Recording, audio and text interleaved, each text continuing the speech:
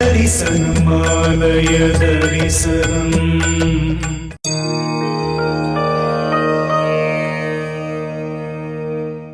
ஆலய தரிசனம். ஸ்ரீ பூமி நீளா அலர்மேல் மங்கை தாயார் சமேத ஸ்ரீ வைகுண்டவாச பெருமாள் திருக்கோயில், நத்தம் கிராமம், பன்ருட்டி வட்டம், கடலூர் மாவட்டம். 27 நட்சத்திரக்காரர்கள் வழிபாட்டுக்குரிய திருத்தலம். குறிப்பாக ரேவதி நட்சத்திரக்காரர்கள் வழிபட வேண்டிய கோயில். பன்ருட்டியிலிருந்து அரசூர் மார்க்கமாக நத்தம் கிராமம் வந்தடையலாம். விழுப்புரத்திலிருந்து அரசூர் வந்து பன்ருட்டி மார்க்கமாக 8 கிலோமீட்டர் தொலைவில் அமைந்துள்ளது இந்த திருக்கோயில். 3 நிலைகள் கொண்ட கோபுரம். அதன் வழியாக உள்ளே வந்ததும் பலிபீடம், கருடாழ்வார் சன்னதி அமைந்துள்ளது. முன் மண்டபம் தாண்டி சுவாமி கருவறை முன்பாக துவார பாலகர்கள் அமைந்துள்ளனர். கருவறையில் அமர்ந்த திருக்கோலத்தில் சிங்காசனத்தில் கம்பீரமாக ஸ்ரீதேவி பூதேவியுடன் சேவை சாதிக்கிறார் பெருமாள் வைகுண்டவாசன். மூலவர் ஸ்ரீ வைகுண்டவாச பெருமாள். உற்சவர் பரமபதநாதன். தாயார் அலமேலு மங்கை தாயார். தல விருட்சம் இலுப்பை மரம். ஊர் நத்தம். துவாபர யுகத்தின் இறுதியில் 2 கந்தர்வர்கள் இந்த இடத்தில் பெருமாளை நோக்கி தவம் செய்தார்கள்.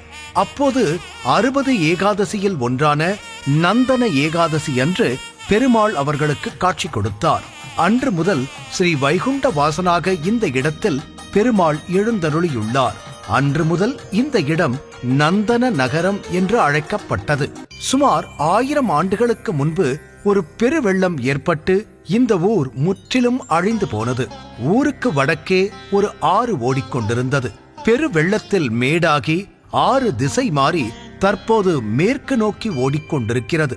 இப்பொழுதும் பூமிக்கு அடியில் சிறிது தோண்டினால் இந்த ஆறு தென்படும்.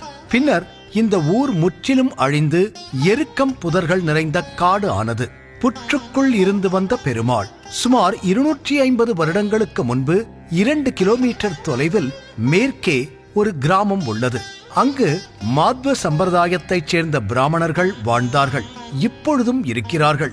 அவர்களில் ஒருவர் வீட்டிலிருந்து பசுமாடுகள் இந்த காடுகளில் மேய்வது வழக்கம்.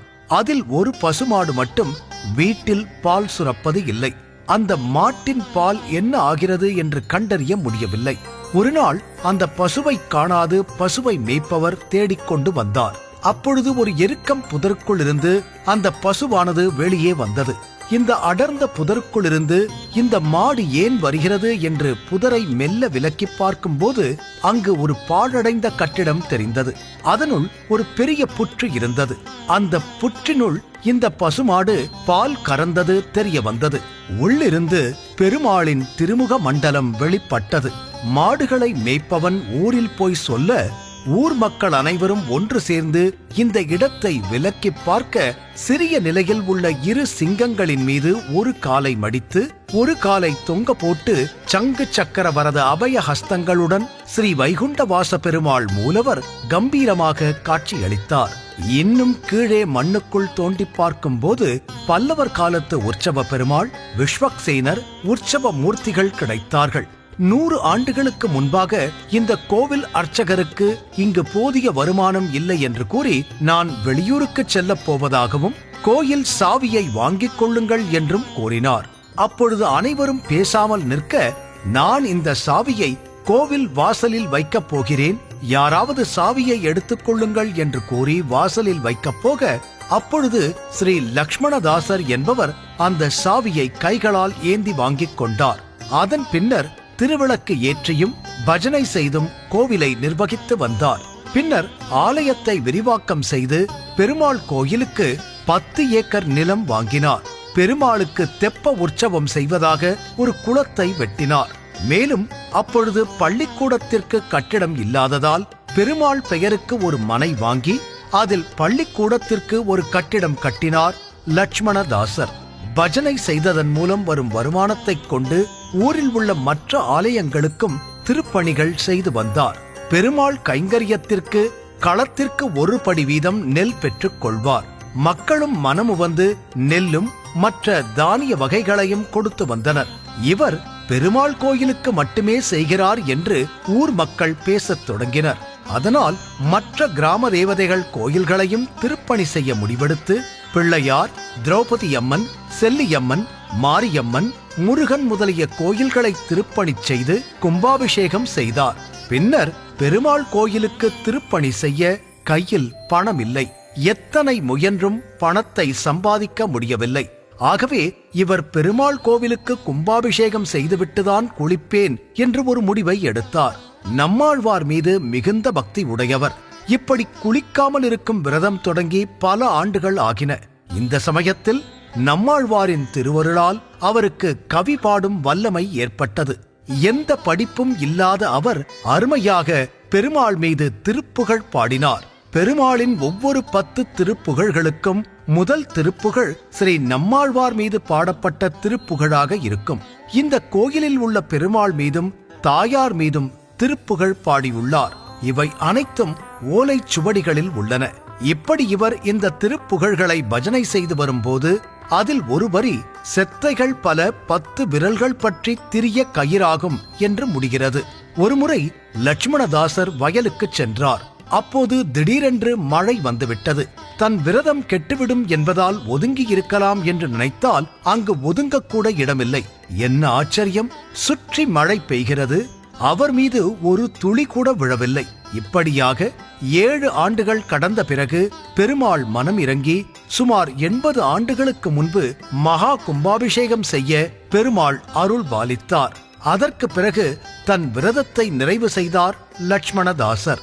சில காலத்திற்கு பின் தனது குமாரர் ராமகிருஷ்ண தேசிகதாசரை எனக்கு பிறகு பஜனைகள் செய்து பெருமாளுக்கு கைங்கரியம் செய்ய வேண்டும் என்று கூறி வைகுண்ட பதவி அடைந்தார்.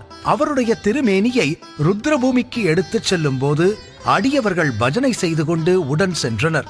அப்போது வானில் கருடன் 3 முறை வட்டமடித்தது. இந்த ஆலயத்தின் வரலாற்றை இவ்வாறு நாம் அறிந்து கொள்ள முடிகிறது. ஸ்ரீ பூதேவி ஸ்ரீதேவி சமேத அருள்மிகு வைகுண்டவாச பெருமாள் திருமஞ்சனம் மற்றும் தாயார் அலர்மேல் மங்கை சிறப்பு திருமஞ்சனம் இன்னிசை முழங்க நிறைவு பெற்று அலங்காரத்தில் சேவை சாதிக்கிறார்கள்.